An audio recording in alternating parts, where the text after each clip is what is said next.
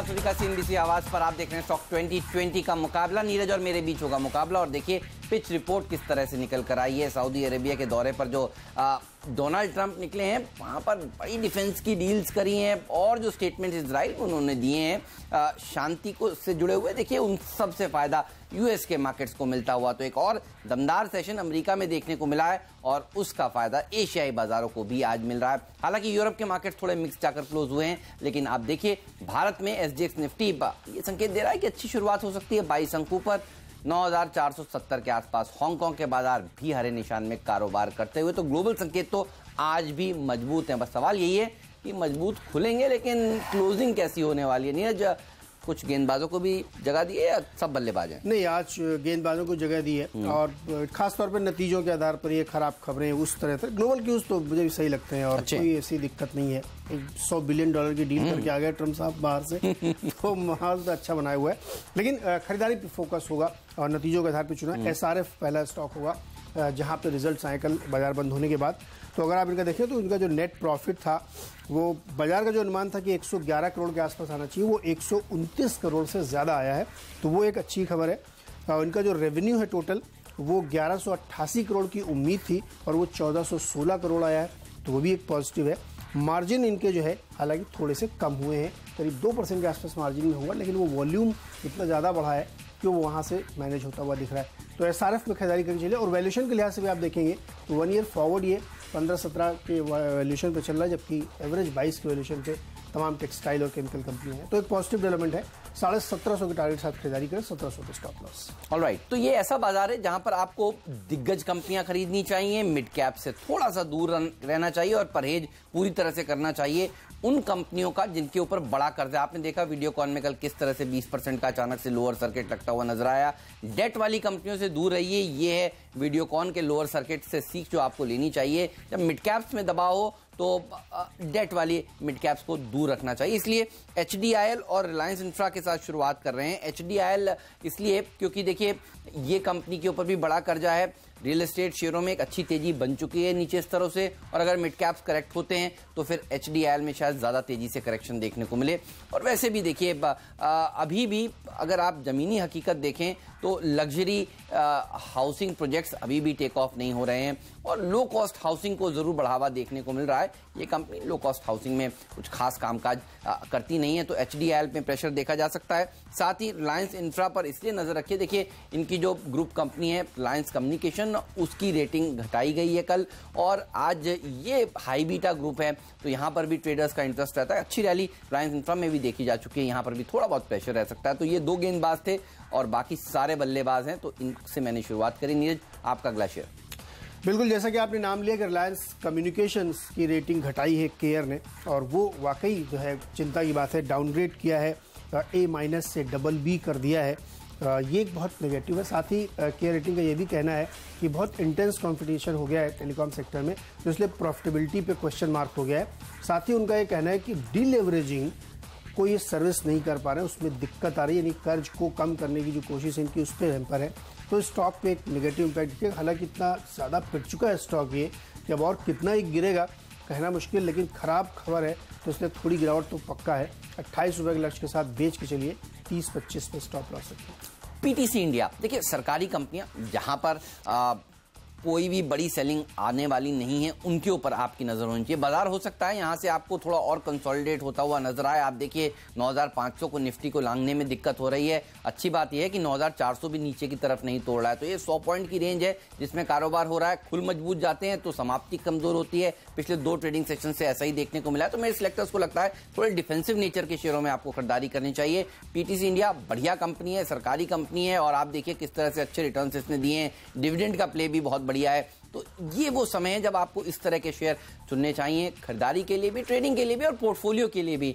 और देखिए PTC India financials जो इनकी सब्सिडरी है, उसके नतीजे कल बाजार बंद होने के बाद आए, और आपको याद है पिछले हफ्ते ही हम कह रहे थे कि इसके नंबर्स अच्छे आने वाले हैं, इस पर नजर रखिएगा। तो PTC इंडिया फाइनेंशियल्स आपको अच्छा प्रदर्शन दिखाएगा ही, लेकिन PTC इंडिया जो इसकी पेरेंट कंपनी है दरअसल, इसमें भी अच्छी तेजी देखने को मिल सकती है। 100 तक के लेवल्स देखे जा सकते हैं, 95 के आसपास एक स्टॉप लॉस भी जरूर रखें। गेल इंडिया लिमिटेड में बिकवाली की सलाह होगी, इसके भी नतीजे आए हैं जो नतीजे कमजोर हैं। देखने में आप देखिए तो 1100 करोड़ का अनुमान था मुनाफे का, जो सिर्फ 260 करोड़ आया है। और आमदनी हालांकि इनकी थोड़ी सी बढ़ती हुई दिखी, 13,674 करोड़ थी जबकि 12,888 की उम्मीद थी। तो वहाँ पे आपको मैं बताऊंगा कि रेवेन्यूज का क्या दिक्कत है। एबिटा इनका जो है 1900 करोड़ की उम्मीद थी, सिर्फ 1500 करोड़ आया है। और मार्जिन इनके जो है 14.8% से गिर के 11.6% आगे। वन टाइम सेटलमेंट इन्होंने किया है और एम्प्लॉय कॉस्ट इनकी लगातार बढ़ रही है। तो जो मार्केटिंग मार्जिन से इंप्रूवमेंट था वो सब वाइप आउट हुआ है। तो इसलिए सेक्टर से लगता है कि यहाँ पे एक बिकवाली करनी चाहिए। गेल में शॉर्ट पोजीशन बनाइए, 380 का लक्ष्य होगा, 400 का स्टॉप लॉस। बिल्कुल, तो गेल आप देखिए, कल हम सुबह से आपसे कह रहे थे कि यहाँ पर प्रेशर देखने को मिलेगा। अच्छा, टैरो के नंबर्स ध्यान रखिएगा, कमजोर आए तो सन फार्मा में भी दबाव देखने को मिलेगा। तो ये तमाम नतीजे वाले शेयरों की बात हो गई, लेकिन मेरे सिलेक्टर्स की नजर तो कच्चे तेल पर है। और आप देखिए कच्चे तेल में जिस तरह से तेजी देखने को मिल रही है, दरअसल ओपेक ने रशिया के साथ मिलकर और दूसरे नॉन ओपेक देशों के साथ मिलकर एक करार किया था कि प्रोडक्शन को कट करेंगे वो। और देखिए अब वो प्रोडक्शन कट करने के बाद आगे इसी एग्रीमेंट को वो बढ़ाने वाले हैं और माना जा रहा है कि मार्च अगले साल तक इस एग्रीमेंट को और बढ़ाएंगे। यानी कच्चा तेल जो है वो कम क्वांटिटी में प्रोड्यूस होगा। इसका मतलब ये है कि कच्चे तेल में तेजी देखने को मिलेगी और आप देखिए तेजी देखने को मिल भी रही है। उससे जुड़े हुए शेयरों में और अच्छी रैली देखी जाएगी। तो मेरे सिलेक्टर्स को लगता है Aban offshore, oil country tubular जैसे शेयरों पर अब आपकी नजर होनी चाहिए। यहाँ पर अच्छी रैली देखने को मिल सकती है। अबान के नंबर्स भी हैं आने वाले सोमवार को 29 मई को, तो उससे पहले भी तेजी बन सकती है। साथ ही हालांकि नंबर से कुछ खास एक्सपेक्टेशंस है नहीं इस बार इन कंपनियों के, लेकिन अच्छी रैली सेंटीमेंट के लिहाज से देखी जा सकती है। आपने देखा कच्चा तेल जिस तरह से दौड़ लगाता, तो कल एविएशन शेयरों में किस तरह से गिरावट देखने को मिली। तो उसके फायदे वाले शेयरों पर भी आपकी नजर होनी चाहिए। ऑयल कंट्री ट्यूबुलर के भी नतीजे इस बृहस्पतिवार को 25 मई को आने वाले हैं, तो यहाँ पर भी एक तेजी देखने को मिल सकती है। और सरकार ने जिस तरह से नई नीति बनाई है जिसके तहत यहाँ पर जो घरेलू कंपनियां हैं उनको प्राथमिकता दी जाएगी कॉन्ट्रैक्ट्स में, तो वो कुछ और खबरें हैं जिसके चलते आगे की सेहत इन कंपनियों की बेटर हो सकती है। तो ये दो शेयर अगले मेरी टीम में। देखिए मर्क इलेक्ट्रॉनिक्स अगला स्टॉक होगा और इसके नतीजे काफ़ी बेहतर आए हैं। सिलेक्टर्स को लगता है वहाँ पे खरीदारी करनी चाहिए। काफ़ी सिग्निफिकेंट इंप्रूवमेंट इसमें देखने को मिला है, मार्जिन में भी और तमाम दूसरे फ्रंट पे भी। दूसरा, चूँकि जो ये प्रोडक्ट बनाते हैं, इनके जो वाइट गुड्स हैं, एसी खासतौर पे, वो इस सीज़न में बहुत बढ़िया परफॉर्म कर रहा है। क्योंकि इस बार गर्मी कुछ ज़्यादा पड़ी है, तो आप देखेंगे जो इस क्वार्टर नतीजे हैं वो और बेहतर होंगे। इसलिए सेक्टर से लगता है मर्क इलेक्ट्रॉनिक्स में खरीदारी करके चलना चाहिए। लेकिन इंजीनियर्स इंडिया लिमिटेड कमज़ोर नतीजे इसने फिर एक बार दिए हैं, तो वहाँ पे दिक्कत है। यहाँ पे एक बार शॉर्ट कॉल बनती है क्योंकि जो बाजार का अनुमान था मुनाफा उससे कम है, जो अनुमान था उससे रेवेन्यूज़ भी कम देखने को मिले। यहाँ पे भी एम्प्लॉय कॉस्ट काफ़ी ज़्यादा सिग्निफिकेंट इनके ऊपर इम्पैक्ट डालती हुई दिखी है। तो EIL में भी बिकवाली की सलाह होगी, 155 का लक्ष्य होगा और 164 का स्टॉप लॉस। और इसी के साथ वक्त है अब डिपेंडेबल शेयर।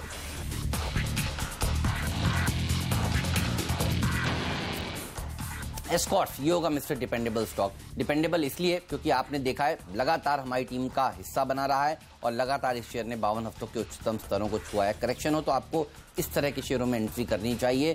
लोग हमसे पूछते हैं कि पोर्टफोलियो के लिहाज से एक बेस्ट स्टॉक बताइए, तो वो एस्कॉर्ट्स हो सकता है। और आप देखिए ऑटो कंपनियों के ऊपर जो दिग्गज ब्रोकरेज हाउसेज हैं वो कितने बुलिश हैं। CLSA पर बता दूं, आज ही CLSA ने जो अपना लक्ष्य है वो करीब 7,600 से बढ़ाकर 8,100 का कर दिया है मारुति पर। देखिए मारुति जैसी कंपनियां पसंद है CLSA को, और घरेलू मार्केट में जो बिग बुल हैं राकेश झुनझुनवाला, उनको दरअसल ये स्टॉक पसंद है। देखिए इसमें भी एक अच्छी रैली देखने को मिल सकती है और आगे चलकर अब बढ़ गया है मानता हूं, लेकिन और अच्छा प्रदर्शन यहां से दिखा सकता है। मॉनसून जो कि माना जा रहा है कि इस बार तय समय से भी आएगा और अच्छा आएगा, तो उसके चलते भी देखिए इस तरह के शेयर अच्छा प्रदर्शन दिखा सकते हैं। 622 के टारगेट आज के लिए, 615 का स्टॉप लॉस भी रखिए।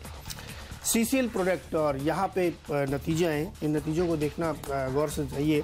इसमें देखिए इनका जो मुनाफा है वो करीब 3.8% कमज़ोर आया, लेकिन जो इनकी आमदनी है वो करीब 12.5-13% बढ़ती हुई दिखी। तो यहाँ पे इसलिए फ़ायदा है। साथ ही इनके जो मार्जिन्स हैं उसमें भी करीब 3 से 3.5% का इम्प्रूवमेंट हुआ है। दूसरा, GST की वजह से तमाम फ़ायदा कॉफ़ी वाली कंपनीज़ को है क्योंकि उनका टैक्स लाइबिलिटीज़ काफ़ी कम होगी। और दूसरा ध्यान रखिए, ये एक सेगमेंट ऐसा है जो एग्री से रिलेटेड स्टॉक्स हैं, उसमें एक अच्छी तेजी बन रही है। मुझे लगता है ये जो है स्टॉक अच्छा परफॉर्म कर सकता है। 343 का लक्ष्य होगा, 331 पे स्टॉप लॉस। ऑलराइट, इस नोट पर लेंगे एक छोटा सा ब्रेक, और ब्रेक के बाद हम आपको बताने वाले हैं बाकी के बचे हुए 4 शेयर हम दोनों की टीम्स में कौन से हैं, आज का फ्री हिट शेयर भी और आज का पिंच हिटर स्टॉक भी। तो आप बने रहिए CNBC आवाज के साथ, देश का नंबर 1 बिजनेस चैनल आपका अपना। एक ब्रेक लेकर अभी हाजिर होते हैं।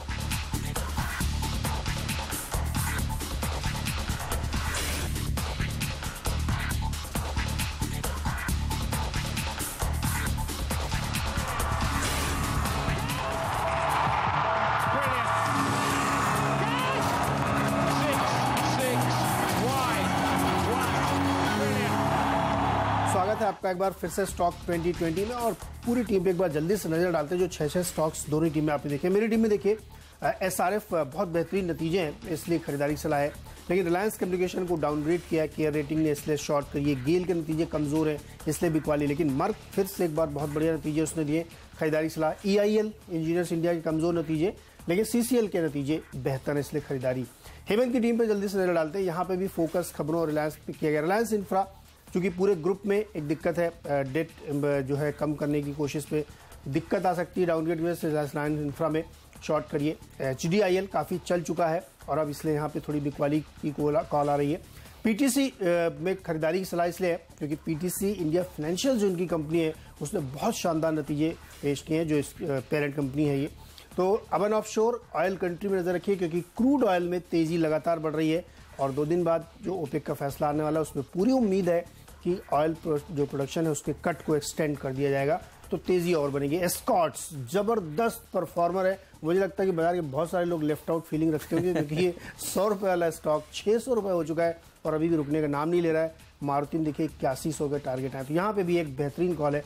यहाँ पे आपका CNBC आवाज के दर्शकों ने पैसा बनाया क्योंकि हम लोग को लगातार कह रहे हैं बिल्कुल स्टॉक्स लीजिए, हफ्ते में 2 दिन तो होता ही है हम लोग। तो चलिए टीम को आगे बढ़ाते हैं। 7वां स्टॉक मेरी टीम का होगा डेन नेटवर्क्स, और यहाँ पे इसके नतीजों पे गौर करिए, बहुत बढ़िया इंप्रूवमेंट इसमें देखने को मिला है। इन्होंने अपना नुकसान घटा लिया है काफी हद तक, जो इनका पहले 210 करोड़ का पिछले साल की इसी तिमाही में नुकसान था वो घट के अब 60 करोड़ बचा है, यानी धीरे धीरे कंपनी प्रॉफिटेबिलिटी की ओर बढ़ रही है। और रेवेन्यूज जो है उसमें 20% का इजाफा देखने को मिला है, और जो एबिटा लेवल है उसमें 55 करोड़ का इन्होंने एबिटा दिखा 56 करोड़ का एबिटा दिखाया, जो कि पिछले साल इसी क्वार्टर में 29 करोड़ का नुकसान था। तो नतीजे इंप्रूव हो रहे हैं, कंपनी धीरे धीरे प्रॉफिटेबिलिटी की ओर बढ़ रही है, इसलिए डेन में खरीदारी सलाह होगी। 103 का लक्ष्य, 95 पे स्टॉप लॉस। ऑलराइट, चलिए मजबूत कंपनियों के ऊपर आपको फोकस करना चाहिए, उसी कड़ी में कुछ और कंपनियों को शामिल कर रहा हूं। कॉक्स एंड किंग्स, आप सभी जानते हैं कि किस तरह से लोगों ने सैर सपाटा किया है, तो नतीजे आने वाले हैं और नतीजों में वो रिफ्लेक्शन होता हुआ दिखेगा। मेरे सिलेक्टर्स को लगता है कि ये वो कुछ कंपनियां हैं जो ट्रैवल और टूरिज्म से जुड़ी हुई हैं, इनमें एक अच्छी रैली देखने को मिल सकती है, इसीलिए यहाँ पर खरीदारी करनी चाहिए। देखिए इसी शुक्रवार 26 मई को इसके नतीजे भी आने वाले हैं, और आप देखिए GST में भी कोई भी खराब खबर ट्रैवल कंपनियों के लिए नहीं निकल कर आई है। तो ट्रैवल और एजुकेशन सेक्टर, ये वो ऐसे सेक्टर्स हैं जिसके ऊपर कोई आंच नहीं आई है। मेरे सिलेक्टर्स को लगता है कि ये वो शेयर हैं जहां पर अच्छी तेजी देखने को मिल सकती है, तो इस पर जरूर नजर रखिए। अगला स्टॉक होगा अडानी इंटरप्राइजेज, और इसमें शॉर्ट की कॉल होगी। बिकवाली करके चलिए यहाँ पे, क्योंकि इनका जो क्वींसलैंड ऑस्ट्रेलिया में एक बड़ा प्रोजेक्ट था, तो पिछले दिनों जब खबर आई थी कि इनको सरकार रॉयल्टी में छूट दे सकती है, वो प्रपोजल एक्चुअली खारिज कर दिया गया है। ये खबर आई थी वहाँ के न्यूज़ नेटवर्क ABC ने कि सरकार ऐसा सोच रही, लेकिन इसके बाद बहुत विरोध हुआ वहाँ पे, तो फाइनली वो प्लान शेल्व कर दिया गया। तो इसके बाद कंपनी ने यह ऑफिशियली कह दिया, अडानी इंटरप्राइजेज ने, कि वो फिलहाल क्वींसलैंड में अपना जो प्रपोजल था इन्वेस्टमेंट का, उसको वो ठंडे बस्ते में डाल रहे हैं, उसको फिलहाल वो परसू नहीं करेंगे। ये एक बहुत नेगेटिव खबर है, क्योंकि वो प्रोजेक्ट बहुत हाई प्रोफाइल था, उससे बहुत उम्मीदें थी, और अब वो प्रोजेक्ट ठंडे बस्ते में जा रहा है, तो ये एक नेगेटिव खबर है। बिकवाली करके अडानी इंटरप्राइज में चलिए, 115 का लक्ष्य होगा, 123 पे स्टॉप लॉस। सेंट गोबेन, इस कंपनी पर भी नजर रखिए। देखिए हम आपको लगातार बता रहे हैं कि सरकार कोशिश कर रही है घरेलू इंडस्ट्री को बचाने के लिए। कई प्रोडक्ट्स पर एंटी डंपिंग ड्यूटी लगी है, शीशे के ऊपर भी देखिए एंटी डंपिंग ड्यूटी लगाई गई है, जिसके चलते आगे की राह इन कंपनियों के लिए बहुत ही बढ़िया होने वाली है। मेरे सिलेक्टर्स को लगता है कि नतीजों से पहले यहाँ पर भी एक बाउंस देखने को मिल सकता है। 26 मई को शुक्रवार को इसके नतीजे भी आने वाले हैं। सेंट गोबेन में आज के लिए 54 के टारगेट्स और 48 के स्टॉप लॉस के साथ आपको यहाँ पर तेजी करनी चाहिए। लेकिन सबसे अच्छा प्रदर्शन कौन सा शेयर दिखाने वाला है, चलिए जानते हैं आज का free hit share.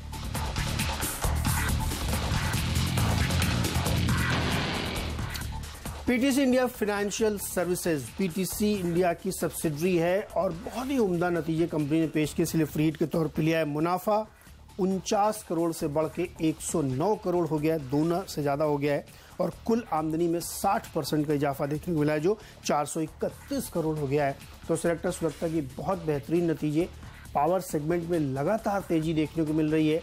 Company financing भी करती है और पावर ट्रेडिंग भी करती है, तो इसलिए इस नतीजों के आधार पर इस सेक्टर के आउटलुक को देखते हुए यहाँ पे एक अच्छी तेजी बन सकती है। 50 रुपए का लक्ष्य रखिए, 45 पे स्टॉप लॉस। सुंदरम फास्टनर्स पर नजर रखिए, ये भी एक बहुत ही बढ़िया कंपनी है। फास्टनर्स यानी पेंच बनाने का काम ये कंपनी करती है और आप देखिए इस कंपनी ने भी परफॉर्मेंस बहुत ही जबरदस्त दिया है पहले कई सालों में और इसके नतीजे भी कल आने वाले हैं, तो कल नतीजों से पहले आज यहाँ तेजी देखने को मिल सकती है। इन्वेस्टमेंट ग्रेड का शेयर है, 395 के टारगेट के साथ अप्रोच करें, 380 का स्टॉप लॉस भी जरूर रख लीजिए। तो यह मेरा फ्री हिट शेयर, लेकिन बारी है आज के पिंच हिटर स्टॉक की। नीरज बताइए। देखिए, गेटवे डिस्ट्रिक्ट पार्क्स को लेंगे और यहाँ पे खबर यह है कि अमानसा होल्डिंग्स, जो अमानसा कैपिटल की कंपनी इन्वेस्टमेंट, उसने 24 लाख शेयर खरीदे 237 के भाव पे। कल बाजार कमजोर था इसलिए स्टॉक भी कमजोर था। तो अच्छे जो निवेशक होते हैं ना, मार्केट जो उनको दूर का दिखता है, तो उन्होंने पहले ही ये स्टॉक कैप्चर कर लिए। 24 लाख काफ़ी बड़ी मात्रा होती है और अमानसा कैपिटल आप जानते ही होंगे, तमाम फेडरल बैंक की हिस्ट्री या अभी ताज़ा देखिए, उन्होंने फेडरल बैंक में स्टेक लिया था। तो इस वजह से सिलेक्टर्स को लगता है कि यहाँ पे एक अच्छी तेजी बनेगी, क्योंकि बहुत सही प्राइस पे लिया और जिस प्राइस पे खरीदा उससे 5 रुपये नीचे स्टॉक अभी भी ट्रेड कर रहा है। तो गेटवे डिस्ट्रिक्ट पार्क आज तो चलेगा ही, साथ ही ये इस कॉल के आधार पे आगे आप पोजिशनल ट्रेड भी ले सकते हैं। 245 का लक्ष्य होगा, 229 पर स्टॉप लॉस। धामपुर शुगर के ऊपर भी रखिए नजर। इस हफ्ते बृहस्पतिवार को 25 तारीख को इसके नतीजे आने वाले हैं। शुगर सेक्टर के अच्छे नंबर्स आए हैं। आप देखिए जो तमाम कंपनियां जिन्होंने अब तक नतीजे पेश किए हैं उसमें अच्छा एबिटा ग्रोथ देखने को मिला है और नतीजों से पहले यहाँ पर भी तेजी करी है। चीनी शेयर अच्छा प्रदर्शन दिखा रहे हैं। कल आपने देखा चावल शेयरों में अच्छी तेजी देखने को मिली है। अच्छा, जीएसटी में भी देखिए चीनी, चावल, कॉफी, चाय, इन सब को दरअसल बचा कर रखा गया है। सरकार नहीं चाहती कि जीएसटी के जो नए रेट्स आए हैं उसके चलते महंगाई बढ़े। हालांकि सरकार तो ये भी अब बात कर रही है कि एक कमेटी बना देगी जिसके चलते देखेगी, कंपनियों के ऊपर नजर बनाकर रखेगी कहीं दाम तो नहीं बढ़ रहे। तो ये वो चीजें हैं जिस पर नजर होनी चाहिए। धामपुर शुगर नतीजों से पहले अच्छा प्रदर्शन दिखा सकता है। 225 के टारगेट के साथ अप्रोच करें। 215 का एक स्टॉप लॉस भी आपको रख लेना चाहिए। लेंगे एक छोटा सा ब्रेक, कहीं मत जाइए, बने रहिए हमारे साथ ही, क्योंकि ब्रेक के बाद हम आपको बताने वाले हैं कि आज का कैप्टन चॉइस कौन सा है और एक क्विक रिकैप भी देंगे दोनों ही टीम्स का।